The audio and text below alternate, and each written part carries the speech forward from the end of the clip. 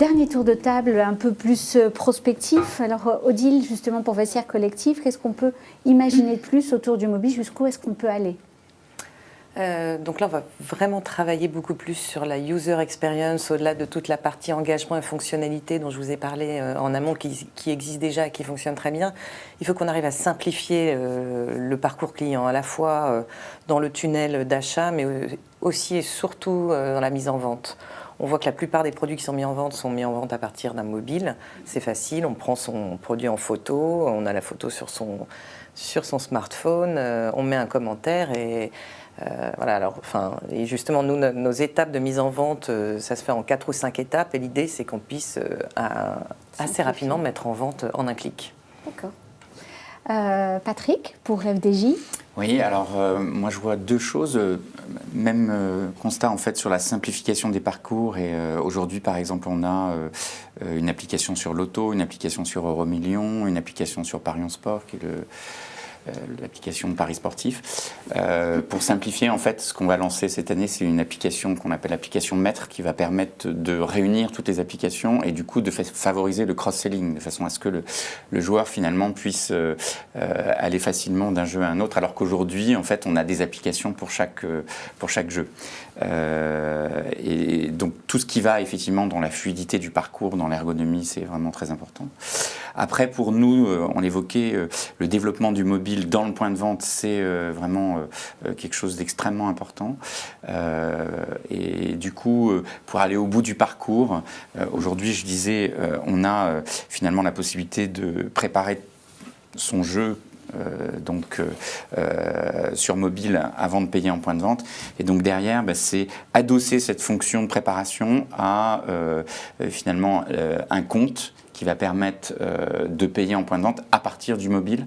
Donc finalement une logique de porte-monnaie et qui pourra être omnicanal d'ailleurs et qui rend encore le joueur encore plus autonome et dans un usage encore beaucoup plus simple et totalement omnicanal.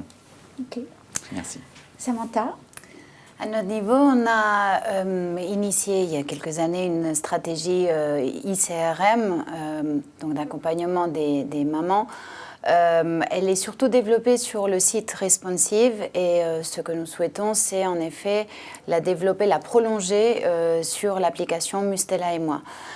Cette application, en fait, elle a été lancée en 2015 en soutien du relancement de la gamme maternité. Donc les contenus sont vraiment très tournés autour de la maman, avant et après l'accouchement. Bientôt, comme je disais, nous allons prolonger l'expérience autour du bébé pour soutenir le relancement de notre gamme bébé. Et là où on a évolué dans notre réflexion, c'est que nous voulons enrichir notre programme de fidélité.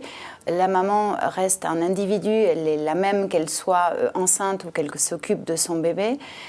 Donc nous allons connecter l'application au même programme de fidélité qu'il y a actuellement sur le site et avec la refonte de la plateforme de site qu'on est en train d'opérer avec un premier site relancé, celui des États-Unis, en septembre, on pourra en effet s'assurer de mieux connaître nos consommateurs, avec notamment dans les avantages, ils peuvent avoir des coupons de réduction qui nous permettent aussi de comprendre quels sont les produits qu'ils achètent réellement dans la vie, dans les pays où nous ne sommes pas en e-commerce, et pouvoir ainsi leur donner des offres complémentaires et mettre en avant les conseils qui correspondent vraiment à leur progression de la grossesse ou jusqu'aux 2-3 ans de l'enfant. C'est-à-dire qu'aujourd'hui, en effet, on couvre quelques conseils jusqu'aux 2 ans de l'enfant. Nous allons compléter ces conseils.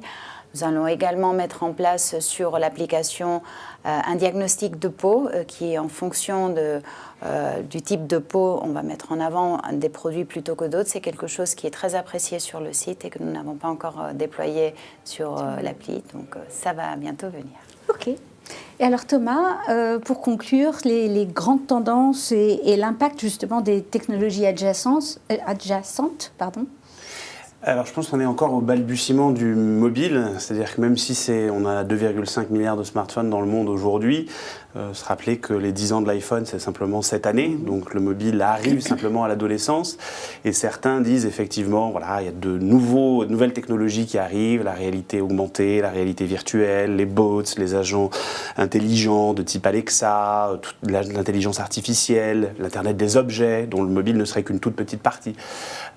Nous, chez Forrester, on a une vision un peu différente, c'est qu'au contraire, justement, parce que le mobile a une taille critique absolument phénoménale, et on va passer à 5 milliards de smartphones dans les années qui viennent, on parlait des enjeux dans les différents pays du monde, le mobile va activer toutes ces technologies et va être d'une certaine façon l'orchestrateur de toutes ces expériences. Elles existent par ailleurs, ces technologies évidemment, mais le mobile va leur permettre d'accélérer, et c'est le mobile qui va faire le lien entre les différents univers connectés, l'univers professionnel, la voiture connectée, la domotique, parce qu'au final, ce sera peut-être moins l'interface de contrôle et plus une interface identitaire, donc les enjeux de vie privée vont augmenter absolument de manière phénoménale autour des problématiques de capteurs que vous évoquiez et qui font que c'est ce qui va vraiment permettre d'orchestrer l'expérience numérique. Et donc le mobile est absolument critique, pas en tant qu'interface mobile, mais en tant que premier point de contact avec la marque et en tant que la force au cœur de la transformation numérique des entreprises. Jolie conclusion. Merci beaucoup. Merci à vous pour vos retours d'expérience et votre témoignage. À très bientôt. Merci. Merci. Merci.